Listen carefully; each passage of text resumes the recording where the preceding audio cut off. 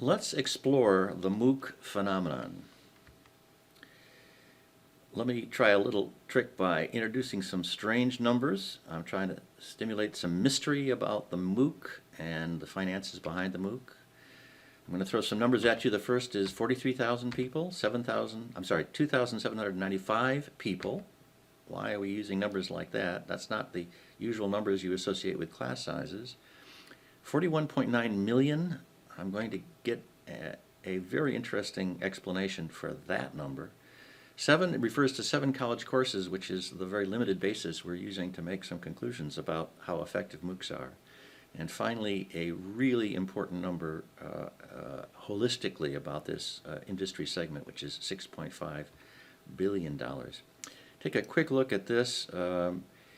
It's worth some attention, and we don't have time to go into it in great detail now. The diagram is available on our course site. This demonstrates the interactions and central players in the MOOC space, including the venture capitalists, the nonprofit foundations and researchers, and the universities. 2012, according to the New York Times, was the year of the MOOC. We're going to be returning to that year and what has followed. Some have argued it's the single biggest change in education since the printing press. Probably not, but we'll see. MOOC stands for a massive, meaning large enrollments, open, meaning no requirements and no tuition, online, of course, and a course-like structure. The notion of massive and open and online means that the usual constraints of a classroom are not present, and the ability to make the course available is limited only by the web access of potential students. Typically, the MOOC is not offered for true academic credit, although sometimes certificates are given. It is not typically transferred in as college credit. Let's take a look at those numbers.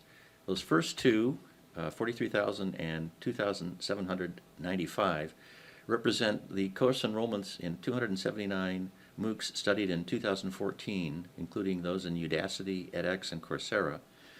And only 2,795 of the 43,000 who took the courses actually graduated. So that single-digit percentage of graduation rates has been the subject of some criticism of MOOCs, although MOOC defenders say you're not looking at the right numbers because the entry costs to exploring a MOOC are so low. Those are just people taking a look, and compare 2,795 to the typical number of students in a single college course.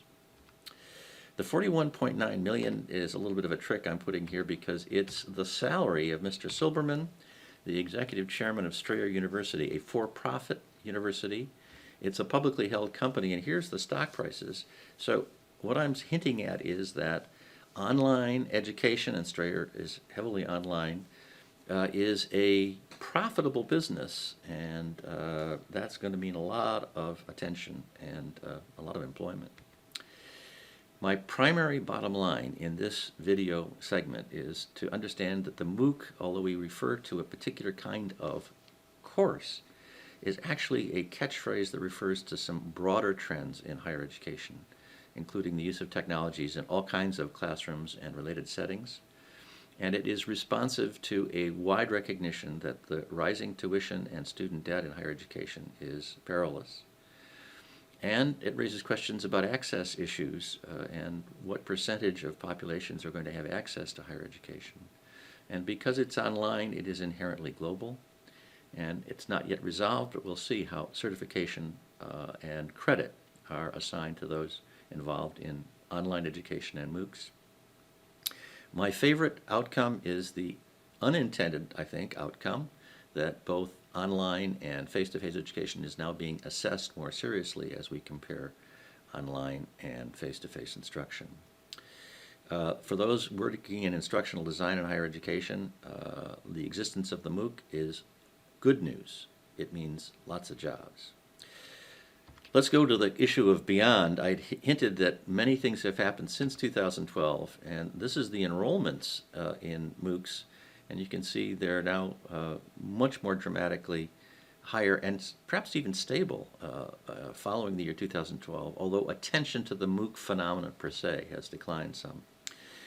The key in whether MOOCs will be a challenge to higher education, traditional higher education, is whether the credit, and here's the a continuum we've been looking at in our course, and you can see that the issue of fully online course with proctored exams or trusted examination and evaluation of outcomes, when that part of the continuum is developed well, online and MOOCs will be more threatening to the traditional form of education.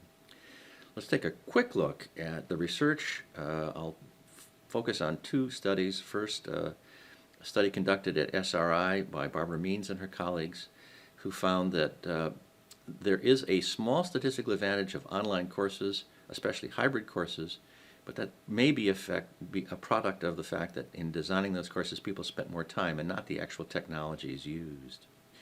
The bottom line was all the indicators are that hybrid instruction is probably the best, a mixture of face-to-face and technology-enhanced education.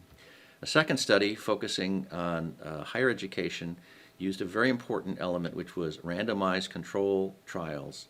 And we saw some of these results in the Bowen book we looked at earlier. This is the result of a set of courses primarily at the University of Maryland in statistics, where people were randomly assigned to the online or face-to-face version. By random assignment, we know that it wasn't self-selection that made the differences, and you can see the differences are very small in the final examination as outcome, CHAOS, which is a standardized test of statistical knowledge, and the percentage of students passing the course. Bottom line, online is no better or worse than traditional instruction. This is the additional work that our friends working with Bill Bowen and Kelly Lack, and it's a measure of student satisfaction measured in interest and amount learned and their sense of difficulty.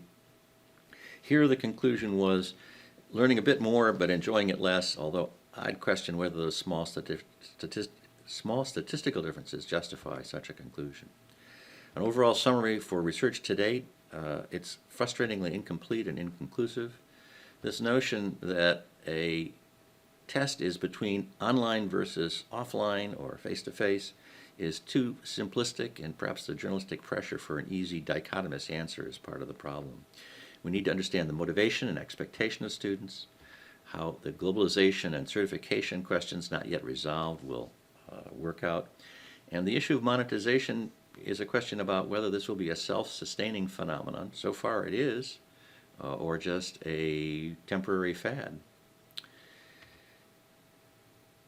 One last mystery was the number 6.5 billion. That's the total amount in the year 2015 invested by venture capitalists in the domain of online technology and services.